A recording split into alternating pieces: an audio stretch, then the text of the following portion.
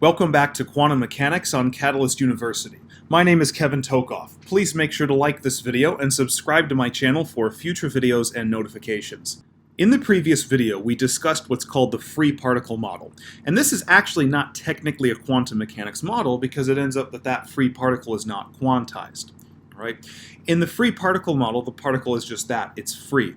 We have not constrained the particle or confined the particle in any way, and so the particle is free to exist anywhere independent of the particle's position.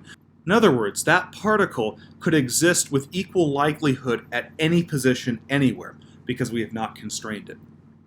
Now let's look at the particle in a box model, and sometimes we call this the infinite potential well. Because in this model, when we conceptualize it, this is not actually what happens, but when we conceptualize it, we imagine a well, and our setup is right over here in this image on the left side of the screen. So we have a well. The actual well is this area in white right here. Okay?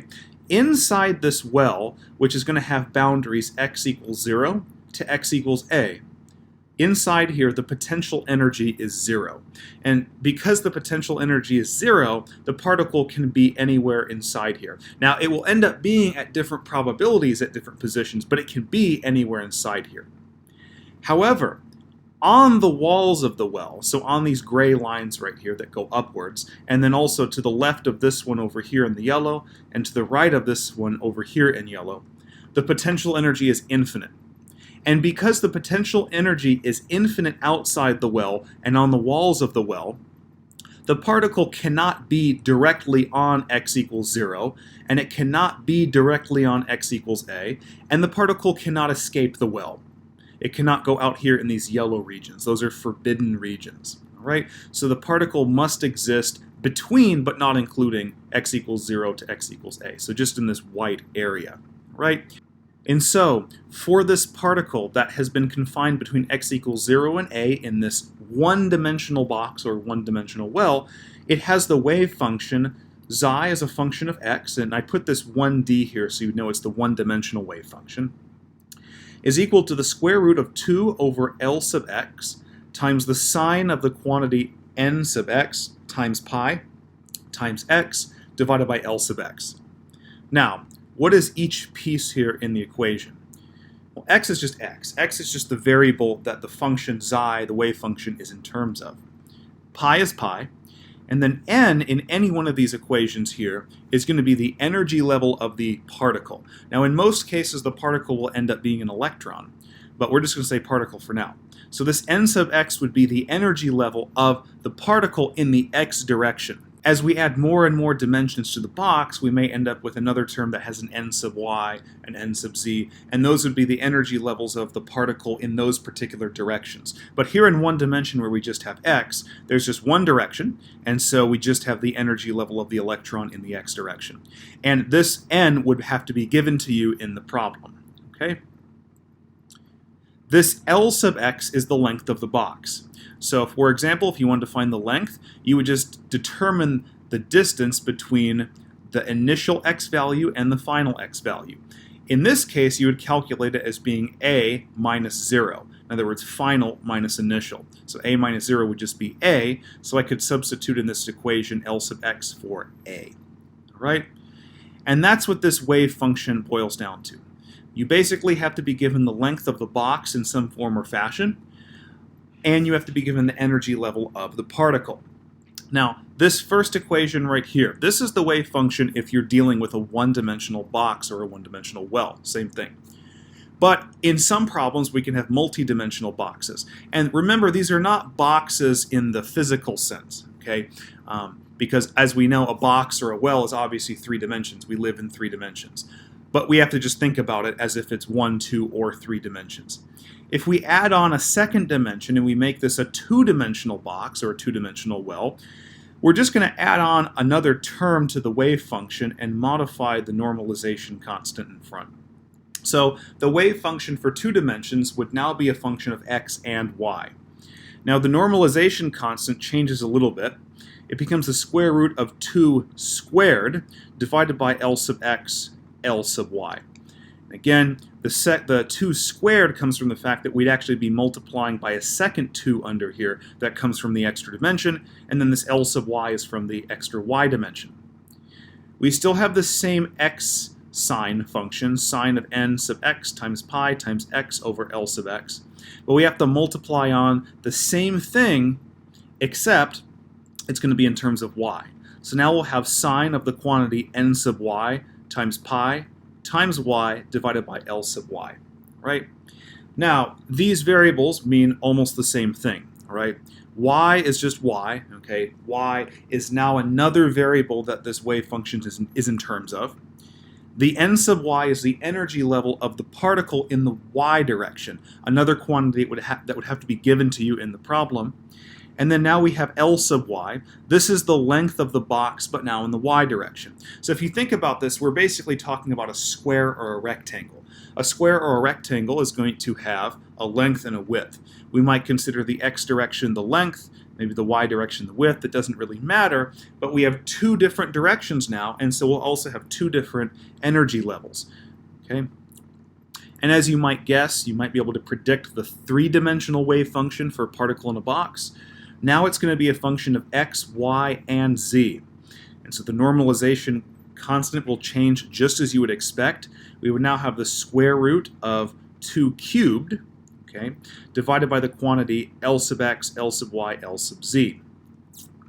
And again, we're just going to tack on an extra sine function, but this one's going to be in terms of z now. So we'll have all, that's what we had before, times the sine of n sub z times pi times z divided by L sub z. And again, L sub z is the length in the z direction of the box. Okay, now it's a 3-dimensional box, so it may be a cube or a rectangular prism. And the z direction we could consider the height, for example. It doesn't really matter. But this n would be the energy level of the particle in the z direction now. Okay? And ultimately what you would get when you derive the wave function in 3 dimensions, you would get a wave function that has x, y, and z. And it can be shown that that wave function can be separated into its corresponding variables. So initially you would get a wave function that would just be a conglomerate function of x, y, and z.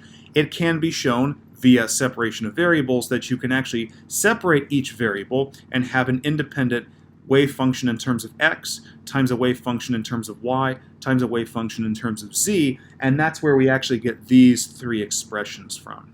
Okay? And these are the 3 that you should know for particle in a box. Now, let's go back and figure out what the energy is, the total energy of the particle. Well, to do that, we have to determine the Hamiltonian. Remember, the Hamiltonian is the total energy of a particle. It's the operator. So the Hamiltonian operator is the kinetic energy operator plus the potential energy operator. Okay? Now, remember, this particle is existing inside a region where the potential energy is 0. So the Hamiltonian operator for this model really just boils down to the kinetic energy operator, which is going to be negative h bar squared over 2m, where m is the mass of the particle. And we multiply by all this. We're going to be operating by the second partial derivative with respect to x, plus the second partial derivative with respect to y, plus the second partial derivative with respect to z. Again, this simplifies to negative h bar squared over 2m times the Laplacian. And when we take this operator and we operate on these wave functions, we get corresponding energy eigenvalues. And there's a slightly different energy eigenvalue depending on how many dimensions you have. So notice for a one-dimensional particle in the particle in a box model, the total energy of that particle is equal to pi squared times h bar squared divided by 2m. Then we multiply by the energy level in the x direction squared of the particle, and then divide by the length of the box in the x direction squared. Okay? And when we do this, we would get the energy, total energy of the particle in 1 dimension. All right? If we were dealing with a 2-dimensional box, or 2-dimensional well, then we have a similar energy eigenvalue. We still have this pi squared times h bar squared over 2m out in front. Notice we'll also have that in terms of 3 dimensions. But instead of just multiplying by this, we multiply by the quantity n sub x squared divided by L sub x squared plus n sub y squared divided by L sub y squared. All this together will give you the energy level of the particle in 2 dimensions, in a 2-dimensional box. And then, of course, we would have a corresponding energy eigenvalue in 3 dimensions. That would be this same constant out in front times n sub x squared over L sub x squared plus n sub y squared over L sub y squared, and then plus n sub z squared over L sub z squared. And this would be the total energy of the particle in a 3-dimensional box or 3-dimensional well. Okay? Now, the nice thing about all of these equations is if you at the very least memorize the one for 1 dimension, you should logically be able to piece together the 2nd dimension wave function and energy eigenvalue and that of the 3 dimensions. And that's because they're very similar. For the wave functions, all you're really doing is adding on an extra sign function for each dimension and changing x to y or y to z. And then you're adding an extra factor of 2 for each dimension under the square root, and then you have to remember the L sub y or L sub z. Okay? Really, to sum up this video, what we've done is we've taken a particle and we have confined it in a small region of space between x equals 0 and a. And whenever we confine the particle, that causes quantization. Okay? And in the next video, we're actually going to work some example problems using particle in a box over the next few videos. We'll look at probability of finding the particle in a particular location. We'll also do some simple calculations with determining the total energy of the particle given a number of dimensions. All right, so make sure to join us in those videos. Please make sure to like this video and subscribe to my channel for future videos and notifications. Thank you very much.